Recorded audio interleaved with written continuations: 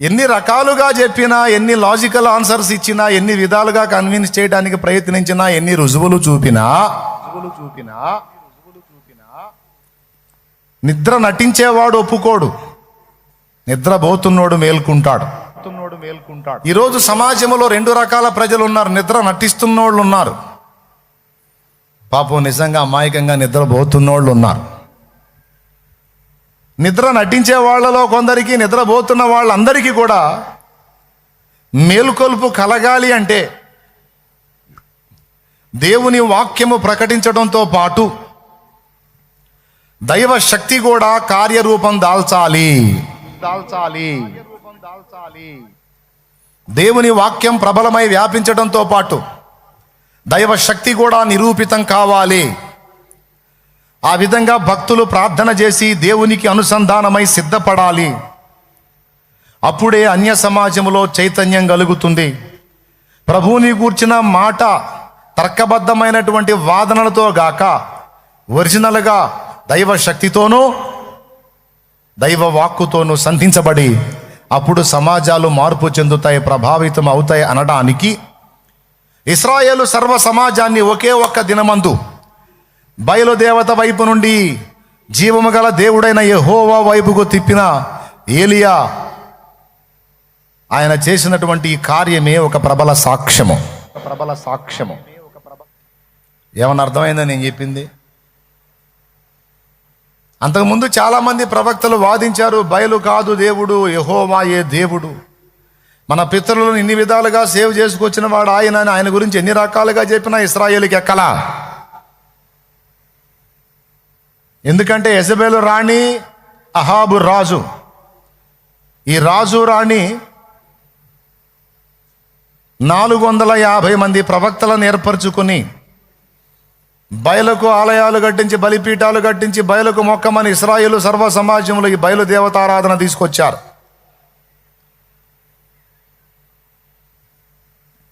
యెహోవా ప్రవక్తల్ని పట్టుకొని చంపటం, బలిపీఠాలు పడగొట్టడం. ఒక రకంగా చెప్పాలంటే అసలు మమ్మల్ని రాజు రాణిగా చేసింది బయలుదేవుడే, యెహోవా కాదు. యెహోవా బలహీనుడైన దేవుడు, శక్తిహీనుడైన దేవుడు అని రుజువు చేయటానికి యెహోవా బలిపీఠాలు పడగొట్టారు, ప్రవక్తల్ని ఖడ్గము చేత చంపించారు. చివరికి యెహోవా ప్రవక్తలకి ఏ గతి పట్టిందంటే గుహలలో దాక్కొని ప్రాణాలు కాపాడుకునే పరిస్థితి వచ్చింది. అర్థమైందా? అప్పుడు ఇశ్రాయేలు సర్వ సమాజానికి ఏమర్థమైందంటే వీళ్ళ దగ్గర ఒక జాడ్యం ఉంది. ఎప్పుడు కూడా మన క్రైస్తవుల్లో కూడా కొంతమంది సరైనటువంటి వాక్య పునాది లేనటువంటి ఆఫ్ నాలెడ్జ్ క్రిస్టియానిటీ ఒకటి ఉంది మన క్రైస్తవ్యంలో కూడా. వాళ్ళు దీవించబడకుండా అన్యులు దీవించబడుతుంటే ఎందుకు మనం దీవించబడట్లేదు, మన లోటుపాట్లేంటి, మనం దేవునికి కనెక్ట్ అయ్యి సరిదిద్దుకొని ముందుకెళ్దామని ఆలోచించకుండా అన్యులు బాగా ఆశీర్వదించబడుతున్నారంటే మన యేసు ప్రభు కంటే అన్య దైవాలు గొప్పవి అన్న భ్రమలోకి వెళ్ళిపోయి వాటిని ఫాలో అవుతున్నటువంటి స్థితిలో కొంతమంది ఉన్నారు. అయినా క్రైస్తవులకి, క్రీస్తు బిడ్డలకి, దేవుని బిడ్డలకి కంగారేం లేదు. ఎందుకంటే యేసు ప్రభుని కాదని పోయినోడు ఎక్కడ మనశ్శాంతిగా ఉండలేడు. పక్కా చెప్తా నేను, యేసు ప్రభుని కాదని పోయినోడు ఎక్కడా ప్రశాంతంగా ఉండడు, మనశ్శాంతిగా ఉండడు, ఆనందంగా ఉండడు, క్లారిటీగా ఉండడు, నిత్య జీవాన్ని పొందడు. ఎందుకంటే ఇంతకు మించిన పరిపూర్ణుడు ఏడున్నాడమ్మా? ఉంటే కదా అక్కడ ఎంజాయ్ చేయడానికి, ఆనందించడానికి. లేడు. కానీ కొంతమంది ఇతరులు, అన్యులు అల్పమైన ఆశీర్వాదాలు పొందుతుంటే అరే మనం పొందలేకపోతున్నామని అన్య ఆచారాలు కొన్ని క్రైస్తవ్యంలో తీసుకొచ్చి వాస్తులని, జాతకాలని, ఏమండి పేరుకి దేవుని బిడ్డ తాబేలు ఉంగరం పెట్టుకొని తిరుగుతుంటాడు. ఇదేంది నాయన తాబేలు ఉంగరం ఏంది నాయన పెట్టుకుంటే మంచిదంట. ఏం మంచిదంట? తాబేలు మంచిదంట. పేరుకి క్రైస్తవుడు కుబేర కుంజి అని ఇంట్లో పెట్టుకుంటాడు. ఎంతో తెలుసా? 9,999 రూపాయలు మాత్రమే కుబేర కుంజి. ఇది మీ ఇంట్లో ఉంటే ధన సమృద్ధి, ధనాధిపతి కుబేరుడు. కుబేర కుంజి అంటే తాళం చెయ్యి. కాబట్టి కుబేర కుంజి అనేది మీ బీరువాలో పెట్టుకోండి. మీకెందుకు? మీకు కోట్లు వచ్చేస్తే లోకుల సొమ్మంతా మీకే వచ్చిద్దని ఈ మాటలు చెబితే అబ్బా అదేందో బుక్ చేయండి మనకు కూడా. ఎంతో కాదండి, వాస్తవంగా 8,000 రూపాయలు. కానీ ఇది మీ సౌకర్యం కోసం 6,999 రూపాయలకు మాత్రమే మీకు లభించను. కుబేర కుంజి మీ ఇళ్లలో పెట్టుకోండి, లోకుల సొమ్మంతా మీకే వచ్చింది. కుబేర కుంజి. ఉద్యోగం రావట్లేదా? వ్యాపారంలో నష్టం వస్తుందా? అనుకున్నది జరగట్లేదా? ఆశలు తీరట్లేదా? మీ అమ్మాయికి ఇంకా పెళ్లి కాలేదా? కుజదోషం ఉందా? అట్లయితే మీకు తప్పనిసరిగా కావాలి కుబేర కుంజి. అండ్ ఎవడో అవుతాడు దిక్కుమల్లుడు. నేను ఒకప్పుడు మా అబ్బాయికి ఉద్యోగం రాక, మా అమ్మాయికి పెళ్లి కాక చాలా సమస్యల్లో ఉన్నప్పుడు ఇట్లా మా ఫ్రెండ్ ద్వారా కుబేర కుంజి గురించి తెలుసుకొని దాన్ని కూడా నేను ఆర్డర్ చేసుకొని తెచ్చుకొని బీరోలో పెట్టాను. పెట్టిన మరుసటి రోజే అమ్మాయికి సంబంధం వచ్చింది. రెండో రోజే అబ్బాయికి ఉద్యోగం వచ్చింది. నిజంగా కుబేర కుంజి వల్ల నేను ఎంతో ఆశీర్వదించబడ్డాను. మీరు కూడా ఇప్పుడే ఆర్డర్ చేసుకోవచ్చు కదా. కుబేరుని యొక్క ఆశీర్వాదాలు మీకు ఉంటాయని వెంటనే అట్లా ఆ విధమైనటువంటి ప్రచారం. అబ్బాయి మన కూడా ఒకటి బుక్ చేయండి రా. ఎవరు? అన్యులు కాదు. అలాగే ఇప్పుడు అక్కడ మీకు వేసాడు చూడండి, యేసు ప్రభు యంత్రం. చూడు, యేసు ప్రభు యంత్రం గడప కొట్టాలన్నమాట. వాకిలి కొట్టి రోజు దండం పెట్టుకుంటుండాల. చూడు ఎట్లాంటివి కల్పించారో చూడండి. మేము అన్యులుగా ఉన్నప్పుడు ఈ యంత్రాలకు మా ఇంట్లో కొదువే లేదు. డబ్బులు ఉండవు కానీ యంత్రాలు మాత్రం సమృద్ధిగా ఉంటాయి. మళ్ళీ ఒక్కొక్క యంత్రం 5,000, అప్పట్లోనే 7,000, 10,000, 2,000, 4,000 యంత్రాలకి మా సొమ్మంతా పోయింది. ఈరోజు కూడా అమాయకపు క్రైస్తవులు, ఆశోదోళ్ళు కొంతమంది ఉన్నారు. పట్టుకున్నోడు జీవం గల దేవుడు, నిజమైన దేవుడు, ఎలా మానవులను రక్షించడానికి ప్రాణత్యాగం చేసి తిరిగి లేచిన దేవుడు, సమస్తం మీద అధికారం కలిగిన సర్వాధికారి అయిన దేవుడు, ఆయన పాదాలు పట్టుకొని పాపాలు ఒప్పుకొని మారు మనసు పొంది బతుకులు దిద్దుకుంటే ఖచ్చితంగా ఆశీర్వదించి ఆశీర్వాదానికి వారసులుగా కారణంగా చేస్తాడని ఎరుగక, నమ్మక, నేను ఇందాక చెప్పిన వాటన్నిటిని కూడా అనుసరించి వాళ్ళు ఫాలో అవుతున్నటువంటి పరిస్థితులు, వాళ్ళని అనుసరిస్తున్న అన్యుల ఆచారాలను ఫాలో అవుతున్నటువంటి పరిస్థితులు. ఏదో క్రైస్తవుడు యేసుప్రభుని నమ్ముకుంటాడు, గుట్టుగా పోయి వాస్తు అడుగు వస్తాడు, వాస్తు సిద్ధాంతం తెచ్చుకుంటాడు. మా ఇంట్లో ఏ మూల పెరిగిందో చూడయ్యా అని.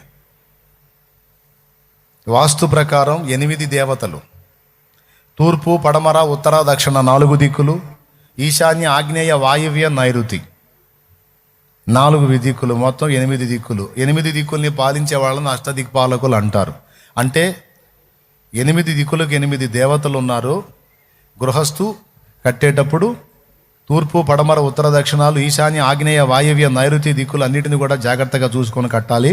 ఏ మూల పెరగకూడదు, ఏ మూల పెరగాలి, ఎక్కడ బరువు ఉండకూడదు, ఎక్కడ బరువు ఉండాలి, ఇవన్నీ జాగ్రత్తగా చూసుకోకపోతే ఆ దిక్కులో ఉన్నటువంటి దేవత కోపం వచ్చి మన ఇంట్లో దుష్ఫలితాలు వచ్చేటట్టు చేస్తారు. జాగ్రత్త అనే పునాది మీద పుట్టిందే వాస్తు. దీన్ని నమ్మి కొంతకాలం అట్ల గొల్లయ్యాం, సొమ్మంత అట్టబోగొట్టుకున్నాం మేమే.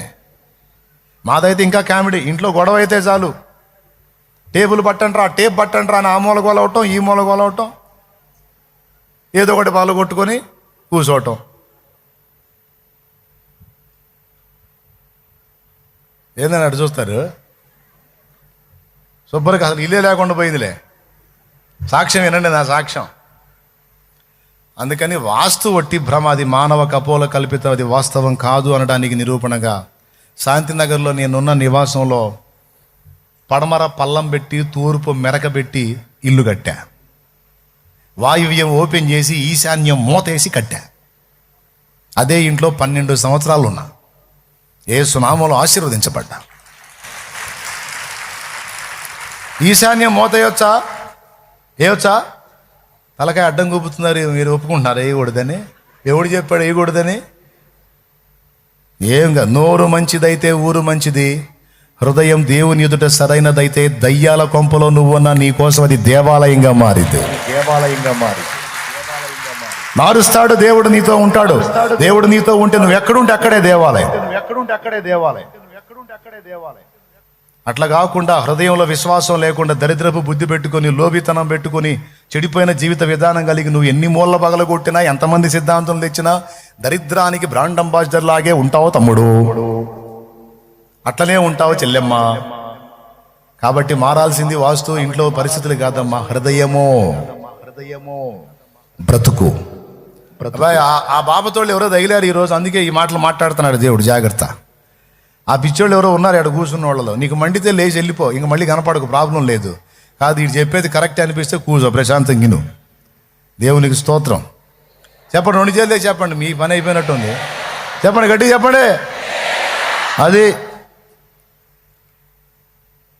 ఇప్పుడు మా ఇల్లు, ఇప్పుడు నేను నివాసం ఉండే ఇల్లు చూడు, ఈశాన్య మూలలో మయ్య సమాధి పెట్టా. ఈశాన్యంలో ఏముంటుందో చూడు మా ఇంటికి. దక్షిణ సరిహద్దు డౌన్ చేసి రేకులు షెడ్ వేసి, ఉత్తరం సరిహద్దు మీద దైవజనులు వస్తే వాళ్ళకి, ఎవరన్నా ఇబ్బందికరమైన స్థితిలో వస్తే వాళ్ళకి సరిపోయినట్టు ఒక బిల్డింగ్ ఏర్పాటు చేశా. దక్షిణం కంటే ఉత్తరం ఎత్తు పెట్టి దాన్ని తీసుకొచ్చి సిద్ధాంతికాన్ని చూపించండి. మెంటలెక్కి బయటికి పోతే అప్పుడు అడగండి. దేవునికి స్తోత్రం కలుగును. ఏమి కొంపరా ఇదని, కానీ అదే కొంపలో దేవుడు నాకు తోడై ఉన్నాడు. నా ఇష్టం, నా సౌకర్యం. ఏ మూలైనా మూసేస్తా, ఏ మూలైనా ఓపెన్ చేస్తా. నేను చెప్పేది కహానియా, కళ్ళ ముందు సాక్ష్యం ఉంది, చూడండి. ఏముంది? ఉత్తరపు సరిహద్దులో ఎత్తైంది గట్టి, దక్షిణాన పల్లం పెడతాడా ఎవరైనా? షాలేం రాజు పెట్టాడు, చూసుకో. ఓకే. ఒకసారి తూర్పు సరిహద్దు మీద గట్టి నైరుతి వైపుకి జరగొచ్చా? పొర్రపాటును కూడా జరగకూడదు. కానీ జరిగి చూపించా నేను. మళ్ళీ పక్కన ఇంకొకటి ఏర్పాటు చేశాం దైవజనుల కోసం. వాస్తు లేదు. 8 దిక్కులకు 8 మంది కాదు, అన్ని దిక్కులకు ఒక్కడే నా దేవుడు. ఆకాశ గగనాలను నీ జేనతో కొలిచితివి. ఆకాశ గగనాలను నీ జేనతో కొలిచితివి. శూన్యములో ఈ భూమిని, శూన్యములో ఈ భూమిని వేలాడదీసిన నా యేసయ్యా, వేలాడదీసిన నా యేసయ్యా. నీకే వందనం, నీకే వందనం, నీకే వందనం, నీకే వందనం. నజరేయుడా నా యేసయ్యా, ఎన్ని యుగాలకైనా ఆరాధ్య దైవము నీవేనని గలమెత్తి నీ కీర్తిని చాటే. రోషం ఉండదు, రోషం ఉండొద్దు. తెలుసు అసలు యేసుప్రభు గురించి నీకు? ఆనాడు ఇశ్రాయేలీలు కూడా తెలియచావదు యెహోవా గురించి సరిగా. యెహోవా గురించి వాళ్ళకి తెలియదు. యేసుప్రభు బిడ్డలం, క్రైస్తవులోని బిల్డప్పే కానీ మనకు తెలియదు. మనలో చాలామందికి తెలియదు. దేవుడి కృపలు నాకు తెలుసులే, మీలో కూడా చాలామందికి తెలుసు. తెలియని వాళ్ళకి చెప్తున్నాను. మంత్రగాళ్ళకి భయపడతారు, వాస్తుకు భయపడతారు, గ్రహ దోషాలంటే భయపడతారు, రాశి ఫలాలు చూసుకుంటారు. చూసుకో పెందలాడిపోదు కానీ చూసుకో. ఒక నిజ క్రైస్తవుడు, సత్క్రైస్తవుడు వీటిని టచ్ కూడా చేయడు, లెక్క కూడా చేయడు. ఒక్కటే, నేను నా దేవుడు ఒక్కడు నాకు తోడై ఉంటే నాకు ఎదురు ఉండదు. దేవుడు నన్ను విసర్జిస్తే నేనేం చేసి కూడా ముందుకెళ్ళలేననే ఒక్క బుద్ధి తెలిసి ఉంటే తిరిగి ఉండదు. మంత్రాలను కనపరుస్తారు, మాంత్రికుల్ని గొప్పగా మాట్లాడుతుంటారు, దెయ్యాలను గొప్ప చేసి మాట్లాడుతుంటారు, వాస్తు తేడా అంటారు. ఏమంటే సైలెంట్గా ఇతరులు ఫాలో అయిన అన్ని ఆచారాలు. ఎందుకంటే వాళ్ళని చూసి ఈ పునాదులు లేనివాళ్ళు. ఇప్పుడు ఈ లైవ్లో వీక్షించే వాళ్ళు ఎవరన్నా వినేవాళ్ళు కూడా మండిపోతుంటుంది. ఇదే శాలేమన్నా ఏదో మన బాధలు మనం పడుతున్నాం, ఎందుకు ఆయన వాక్యం చెప్పుకోక. లైవ్లో వాళ్ళు కానీ ఇక్కడ కూర్చున్న వాళ్ళు కానీ ఇదే ఎందుకు ఏదో తిప్పలు పడుతున్నాను. నేను ఊరుకోను, ముసుగు లాగుతా అంతే. నేను విశ్వాసులు ముసుగు లాగుతా, అన్యుల ముసుగు కూడా లాగుతా. నేను ఇందాక చెప్పిన విషయాలు కొంతమంది ఉన్మాదులకి, మత పిచ్చగాళ్ళకి పెట్రోల్ పోసినట్టు ఉంటుంది. అర్థమైందా? ఈయన్ని కొట్టాలరా, దరిద్రం వదిలిపోయేది, ఈడు ఒక్కడు పోతే పీడ వదిలిపోయేదని. ఒరే పిచ్చోడు, నేను ఒక్కడు కాదు రో, నాలాంటి సరుకు చాలా 100 మందికి పైన రెడీ అయి ఉన్నారు. తయారు చేసుకున్నాడు దేవుడే మానవుడు. శాలేం రాజు గళం ఒక్కటి మౌనం అయిపోతే ఇక గళాలు లేవా? 100లాది రెడీ అయి ఉన్నాయి. ఏం ప్రాబ్లం లేదు.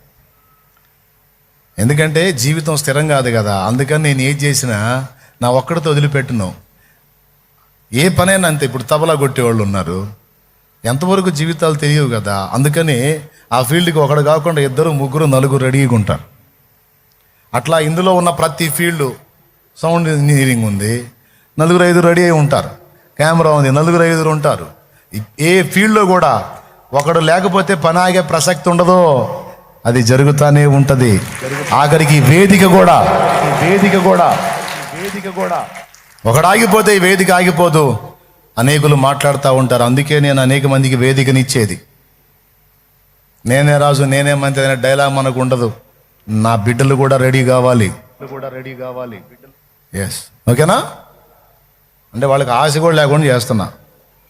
నన్ను ఏదన్నా చేసినా ఆగిపోయేది కాదు. ఇది యేసయ్య రగిలించిన ఉజ్జీవం. ఏమంటారు? సరే, ఇక ముగిస్తున్నాలే. తరువాయి భాగం వచ్చే వారం. అంటే మీరు ఎండకి ఇబ్బంది పడతారని అందరూ మౌనం అంగీకరించారంటే ఒప్పుకున్నట్టే. మీరు ఇందాక స్పందించలా, లేదు తేడా పడ్డారు, అట్టయితే అయిపోయింది. మరి మీరు ఇందాక మౌనంగా ఉండేసరికి నేను కన్ఫర్మ్ చేసుకున్నా. ఓకేనా? కార్యక్రమంలో తరువాయి భాగం వచ్చే వారం. ప్రస్తుతానికి శుభ్రంగా మొదటి ఇంటికి పోండి. ఏందట చూస్తున్నారు? ఇంక లేండి, ముగించుకుందాం. ఏం లేవరా? ఏంది ఒకళ్ళు కూడా లేవలేదు. కొంతమంది రెడీగా ఉంటారుగా. ఆ మొక్క ఎప్పుడు చెబుతాను ఎదురు చూస్తున్నావు అని రెడీగా ఉంటారుగా. లేవరా? సరే పోండి. సరే, అంతా కలిపి ఒక 10 నిమిషాల్లో ఫైనల్ చేసేస్తాను. ఓకేనా? అది తండ్రి సన్నిధి 10 నిమిషాలు అంటే పరలోకపు సమయం లాగా గుర్తుపెట్టు. దేవుని దృష్టిలో 1000 సంవత్సరాలు, అది 10 నిమిషాలంటే ఇక ఎంతో మీరు. ఓకేనా? రైట్. మనము ఎలాగైతే కొంతమంది ఆశీర్వదించబడ్డట్టు కనబడుతున్న అన్యులు చూసి వాళ్ళలాగా బలహీనపడే తప్పుడు ఆలోచనకి వెళ్తామో, ఇశ్రాయేలుకి ఆ దరిద్రం ఉండింది. అప్పటి నుంచి ఇప్పటిదాకా వాళ్ళకి అది ఇంకా వదలలా. గనుక వాళ్ళు ఏం చేశారంటే, అహాబు యెజబెలు ఇంతగా వర్ధిల్లి ఏకంగా సింహాసనం ఎక్కి పెత్తనం వెలగబెడుతున్నారు అంటే నిజంగా వాళ్ళు నమ్మిన బయలు ఎంత గొప్పోడైతే వీళ్ళకి రాజ్యాధికారం వచ్చింది. మరి యెహోవా ప్రవక్తలు చంపబడుతుంటే యెహోవా ఏం చేస్తున్నాడు? గుహల్లో దాక్కొని అడ్రస్ లేకుండా పరారైపోతుంటే యెహోవా బలిపీఠాలు కడుతుంటే యెహోవా శక్తివంతుడైతే మరి ఏం చేస్తున్నాడు? అసమర్థుడు కాబట్టే తన భక్తి కార్యక్రమం బలిపీఠాలు పడగొడుతున్నా ఏం చేయలేకపోతున్నాడు. బయలు శక్తివంతుడు కాబట్టి పడగొట్టే ప్లేస్లో ఉన్నాడు.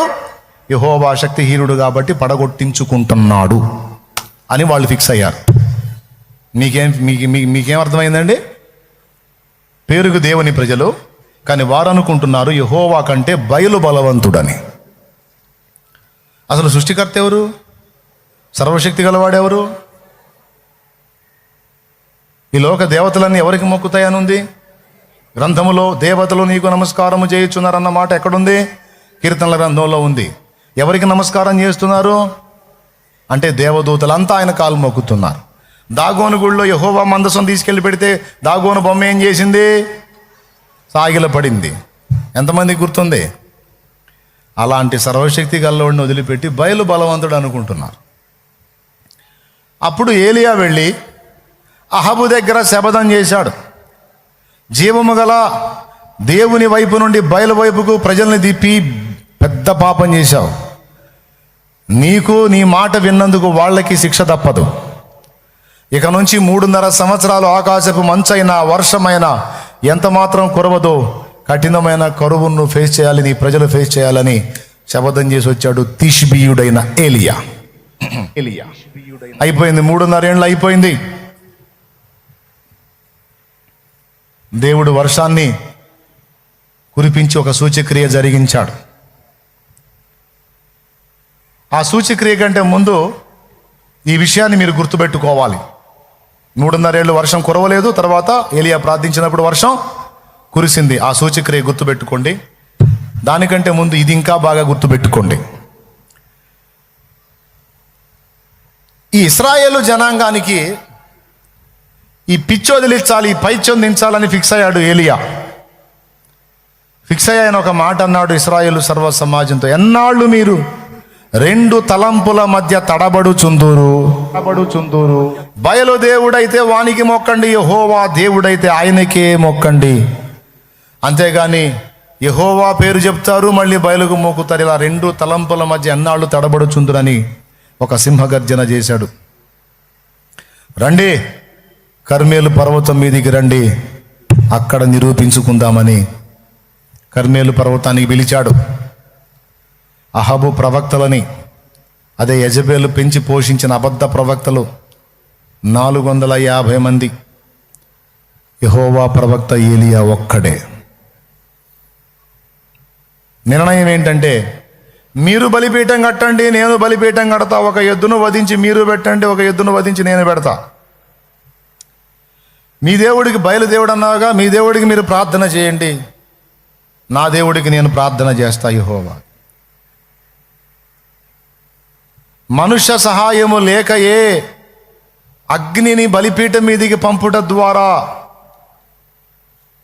ఎవరు తన శక్తిని కనపరుస్తాడో అతడే నిజమైన దేవుడు.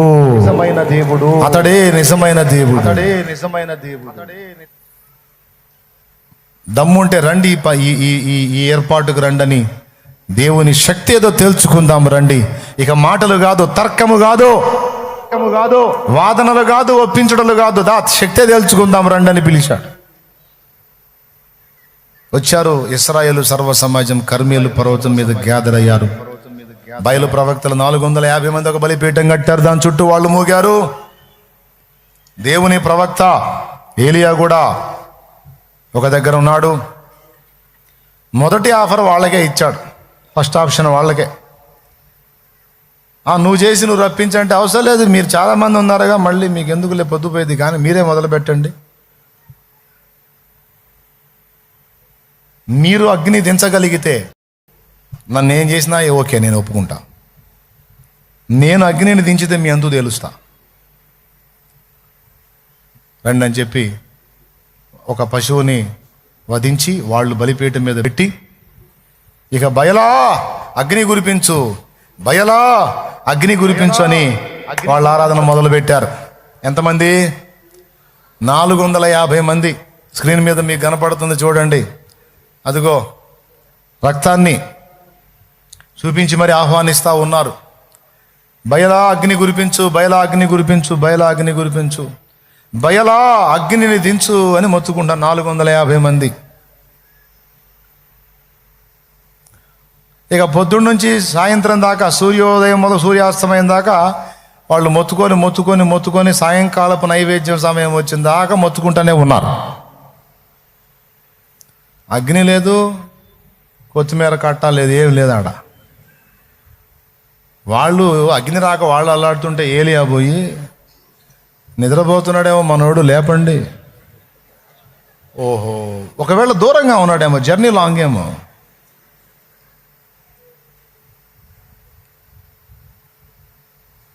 చివరికి వాళ్ళకి ఏ పరిస్థితి వచ్చిందంటే, కత్తులు తీసుకొని దేహాన్ని కోసుకొని మరీ అడుగుతున్నారు బయలుని, ఇదిగో మా దేహాలు చూడు ఎలా ఛిద్రం చేసుకుంటున్నామో, నీ అగ్ని పంపించు, నీ అగ్ని పంపించు అని ఎంత మొత్తుకున్నా అగ్ని రాలా.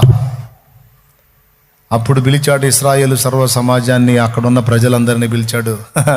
నీకు ఇంకా అర్థం కాలేదా? అక్కడ లేదు లేదు లేదు.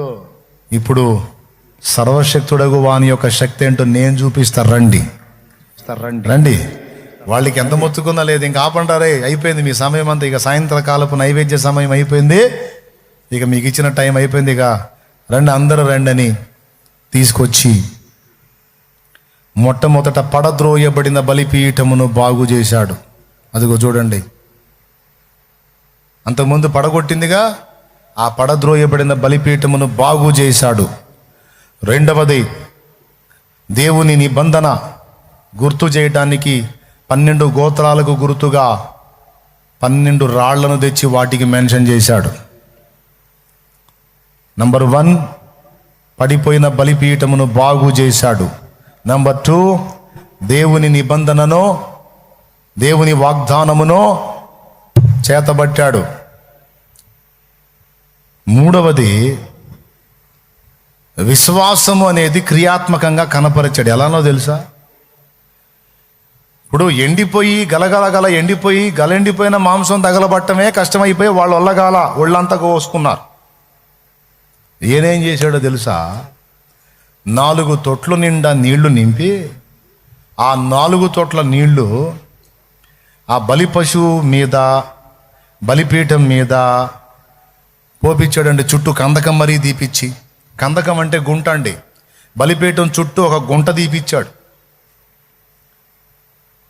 తీపిచ్చి అసలు ఎండిపోయిన మాంసం కాలటమే కష్టమైతే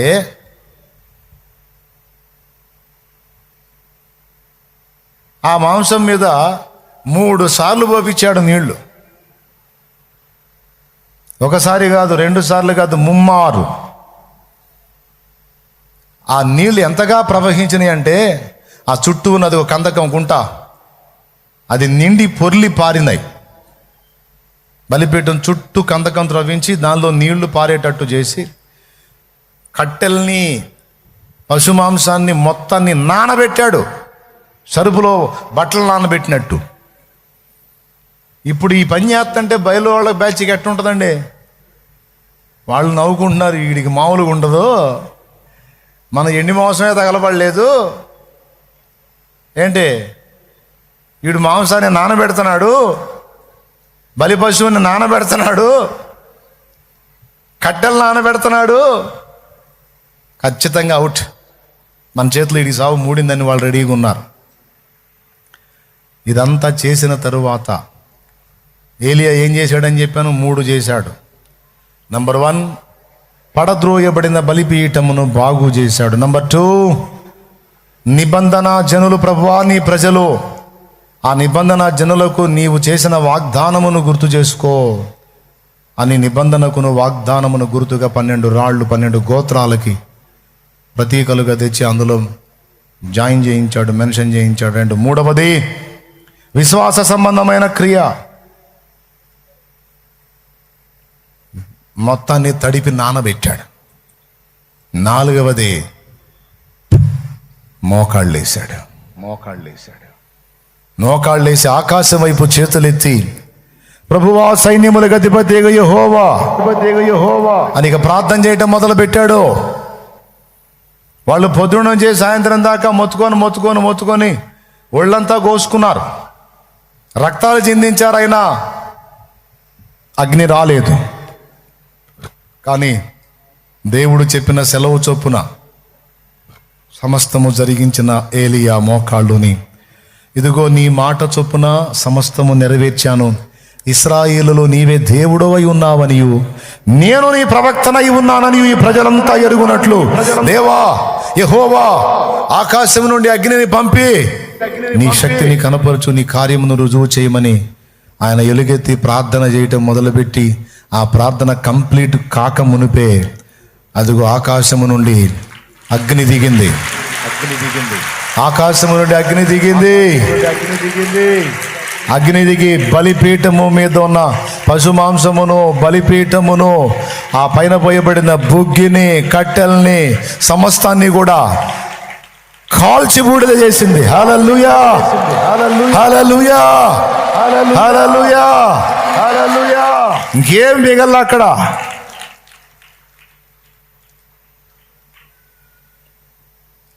ఆ తర్వాత ఏలియా ఏం చేశాడో మీరు ఇంటికి పోయి చదువుకోండి.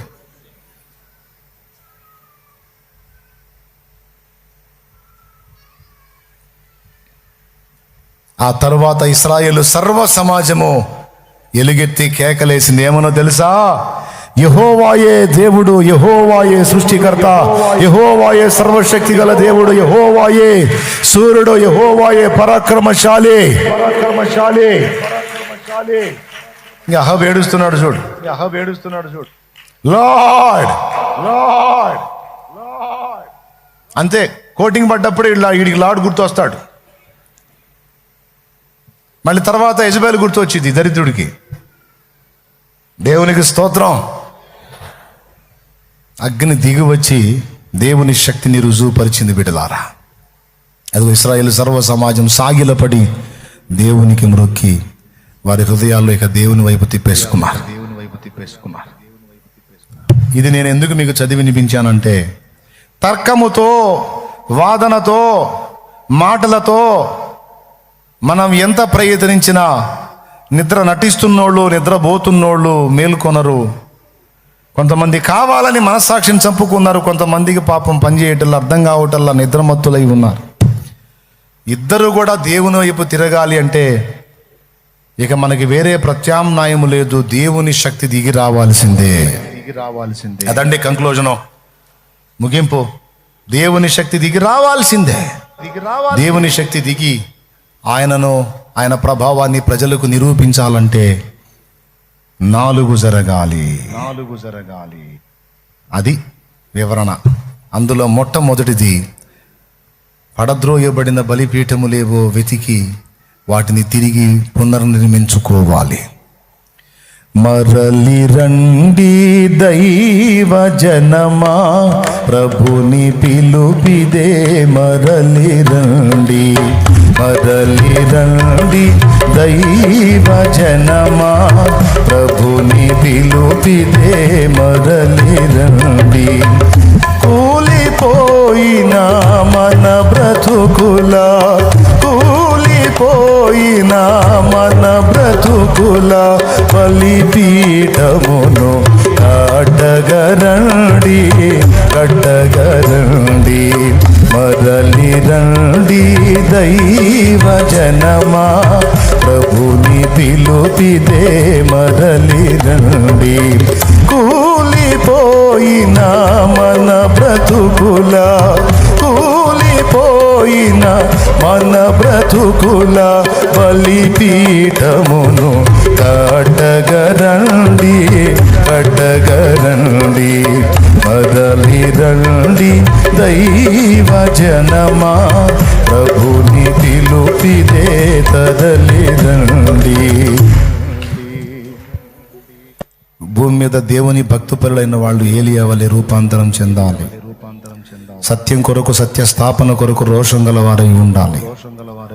సత్యస్థాపన కేవలం మాటలతో కాదు, దేవుని శక్తి కూడా దానికి జోడి అవ్వాలి. కొన్ని వారాలుగా నేను ఈ విషయం గుర్తు చేస్తున్నాను. ఈరోజు మళ్ళీ ఇంకా స్పష్టంగా దాన్ని నేను ముందుకు ఎత్తుకొచ్చాను. అవసరం, తప్పదిగా. దైవజనులు, విశ్వాసులు అందరూ కూడా కూలగొట్టుకున్న బలిపీఠాలు తిరిగి కట్టుకోవాలి. హృదయ బలిపీఠమును తిరిగి నిర్మించాలి, విశ్వాస బలిపీఠము తిరిగి నిర్మించాలి, ప్రార్థన బలిపీఠము తిరిగి నిర్మించాలి. ఎక్కడ ఏ బలిపీఠం కూలిందో నీకు తెలుసు. దేవుని సన్నిధి బలిపీఠము తిరిగి నిర్మించాలి అంటే నువ్వు ఏవైతే నిర్లక్ష్యం చేసావో వాటన్నిటినీ తిరిగి నువ్వు అందిపుచ్చుకోవాలి, అందుబాటులోకి రావాలి. చాలా మందికి ప్రార్థనా బలిపీఠం కూలిపోయింది.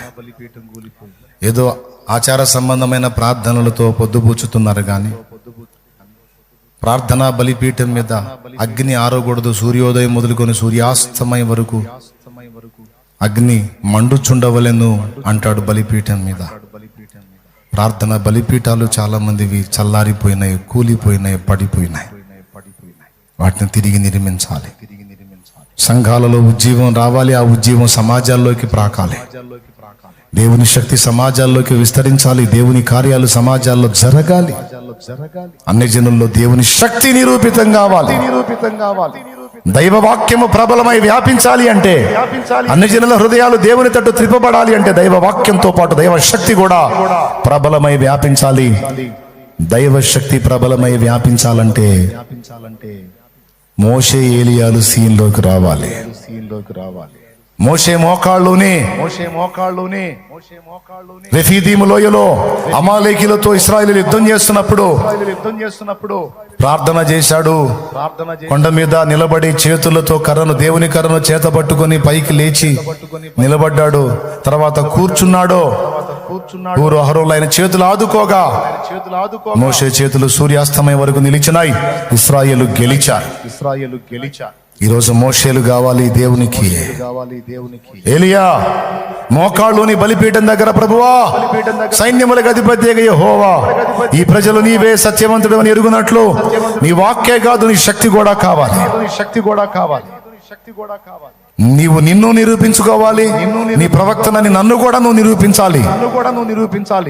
దయచేసి నీ అగ్నిని పంపు అని ఆయన ప్రార్థించినప్పుడు ప్రచండమైన దైవాగ్ని పరము నుండి భూమి మీదికి దిగి బలిపీఠమును అగ్నిని ఏమండి మీరు చూశారు ఇప్పుడే దహించినటువంటి ఘట్టం.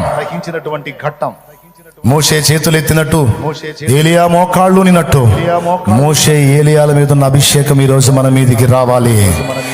మనం పడద్రోయబడిన బలిపీఠమును తిరిగి పునర్నిర్మించాలి. రోషం తెచ్చుకోవాలి. ఎంతకాలం శక్తిహీనమైన భక్తి, ఎంతకాలం ప్రభావం లేని ఈ కాబోదు పరిచర్యలు, ఈ కాబోదు భక్తి. నంబర్ 1, బాగు చేయబడవలసినవి ఏమున్నాయో నువ్వు బాగు చేసుకోవాల్సినవి, సరి చేసుకోవాల్సినవి చూసుకో. ముందు ఫస్ట్ చేయాల్సింది దేవుని శక్తిని పొందగోరే ముందు లోపముగా ఉన్న వాటిని దిద్దుకోవాలి.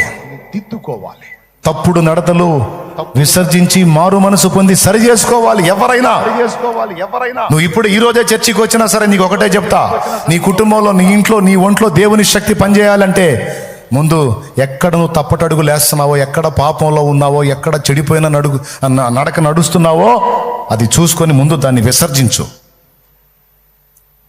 దాన్ని విసర్జించకుండా నువ్వు అది అందులో కొనసాగుతానే దేవుని శక్తిని అనుభవించాలంటే కుదరదు. ఫస్ట్ బాగు చేయబడాలి. రెండవది దేవుడు నీకు ఇచ్చిన వాగ్దానం గుర్తు చేసుకో. దేవా ఇదిగో ఇలా ప్రార్థించినప్పుడు అలా కార్యాలు చేస్తానని నాకు నువ్వు ప్రామిస్ చేశావు. నా వ్యక్తిగతం, నా ఫ్యామిలీ మాత్రమే కాదు, నా సమాజంలో కూడా నీ శక్తివంతమైన కార్యాలు జరిగించు. నువ్వే మాట ఇచ్చావు. నేను నీకు తోడై ఉంటాను, నా శక్తిని నీ ద్వారా లోకానికి కనపరుస్తానని నువ్వు మాట ఇచ్చావు. ప్రజల్ని దర్శిస్తానన్నావు. నేను ప్రార్థిస్తున్నాను, నువ్వు నాకు ప్రామిస్ చేశావు. ఈ సమాజాన్ని దర్శించు. నీ శక్తి వాళ్ళు రుచి చూడాలి. నీ ప్రభావాన్ని వాళ్ళు రుచి చూడాలి. వాళ్ళని వ్యక్తిగతంగా దర్శిస్తావో లేదా నా ద్వారా వాళ్ళని సంధిస్తావో నాకు తెలియదు. నువ్వు నాకు ప్రామిస్ చేశావు, ఆత్మలను రక్షించు. నన్ను అడుగుము, జనములను నీకు స్వాస్థ్యముగాను భూమిని దిగంతముల నీకు సొత్తుగాను ఇస్తానని నాకు ప్రామిస్ చేశావా లేదా? ఈ ఆత్మలని. 2, వాగ్దానాన్ని గుర్తు చేయ. 3, విశ్వాసము గలవాడవై, విశ్వాసము గలదానివై, విశ్వాసముతో దేవుడు నీకు ఇచ్చిన ప్రామిస్ నెరవేరునని నమ్మి చూడు. విశ్వాసంతో నేను చెప్పిన క్రియ కొనసాగించు. 4వది బాగు చేయబడినటువంటి జీవితం, వాగ్దానం గుర్తు చేసుకున్న జీవితం, విశ్వాసము గల జీవితం, ఈ 3 కలిగిన వ్యక్తిగా మోకాళ్ళుని ప్రార్థించు. అప్పుడు దైవాగ్ని ఆనాడు ఇశ్రాయేలు మధ్యలోకి దిగొచ్చినట్టు నీలోకి వస్తుంది, నీ ఇంట్లోకి వస్తుంది, నీ సమాజంలోకి వస్తుంది. ఆ శక్తిని లోకం అనుభవిస్తుంది. యేసు నామములో మనందరి విషయంలో అది జరుగును గాక.